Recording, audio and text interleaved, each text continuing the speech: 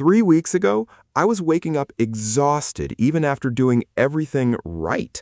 I went to bed on time. I stopped scrolling late at night. I had blackout curtains. I even kept my room cool. But every morning still felt heavy, like my brain had been working all night while my body was supposed to be resting. Then I changed one thing. Not a supplement, not a complicated morning routine, not a 47-step productivity system. I changed the last 60 minutes before bed. Within a week, my mornings felt completely different. I call it the 60-minute shutdown sequence, and it has 5 simple parts. Close the day, empty the mind, relax the body, dim the room, and choose your final input. And the order matters. Most people try to sleep while their brain still thinks the day is unfinished. That was my problem.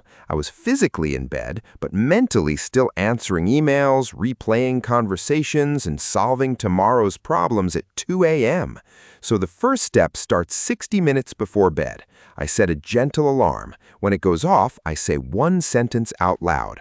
The day is done. Yes, it felt strange at first, but it became a clear signal that the active part of the day was over.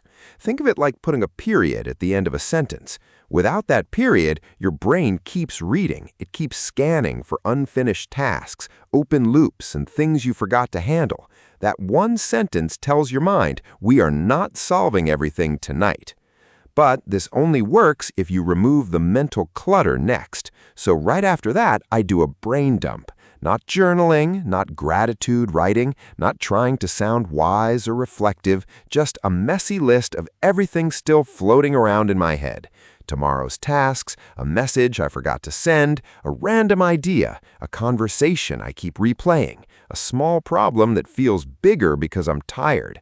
I write it all down with no formatting and no editing. The goal is simple: get it out of my head and onto paper.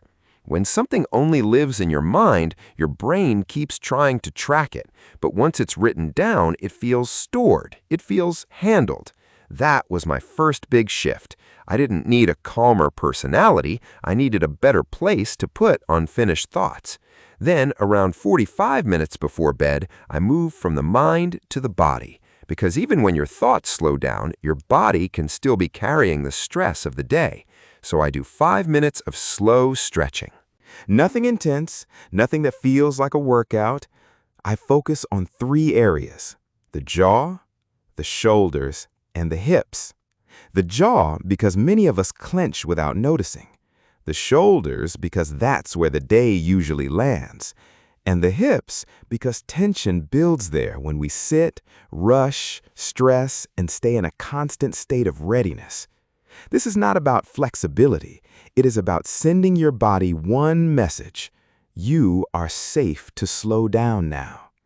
Then I take 4 slow breaths through my nose.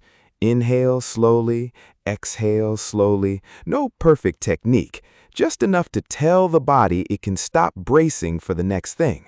And before the final 2 steps, this is when I first noticed the routine working. The first morning after doing the full sequence, I woke up before my alarm. Not confused, not groggy, not angry at the day, just clear. I remember thinking, so this is what rested feels like. I had forgotten. A lot of us have. Now, 30 minutes before bed, I change the environment. This sounds too simple, but it changed the entire mood of my evening. I turn off overhead lighting. No bright ceiling lights, no cold white light, no daytime mode at night. Instead, I switch to warm low light, a lamp, a soft light, something that makes the room feel like the day is fading out. Your environment is always giving your brain instructions. Bright light says, stay alert. Warm, dim light says, start winding down. Most people try to relax in a room that is still telling their body to stay awake. So this step makes your surroundings match the state you want to enter. Calm room, calm body, calm mind. Then comes the final step: intentional input. The last 15 minutes before sleep, I stopped letting algorithms choose what my brain consumes. No random videos, no comment sections, no dramatic news, no endless scrolling that starts as 5 minutes and becomes 45. Instead, I choose one calm input on purpose. A few pages from a book, a short audio lesson, a peaceful idea, something useful, quiet, or inspiring. The point is not to cram in more information. The point is to give your brain a better final signal. If your last input is chaos, your mind stays noisy.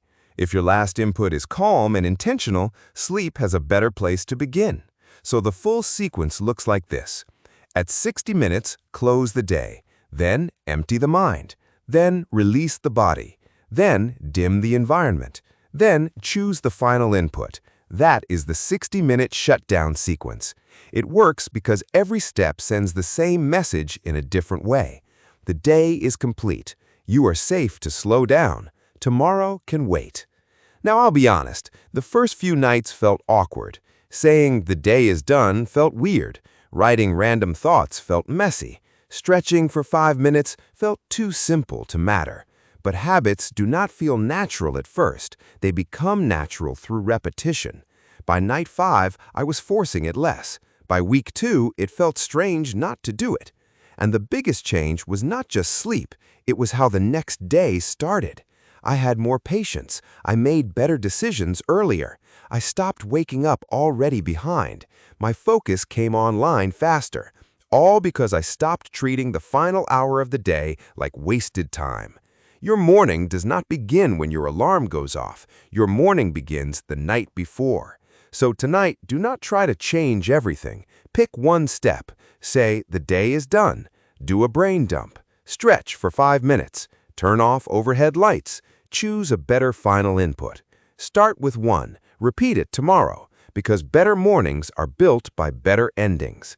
And if you want more simple systems like this to improve your focus, energy, and daily routine, subscribe to Day 1 Optimizer. End the day on purpose. Tomorrow starts tonight.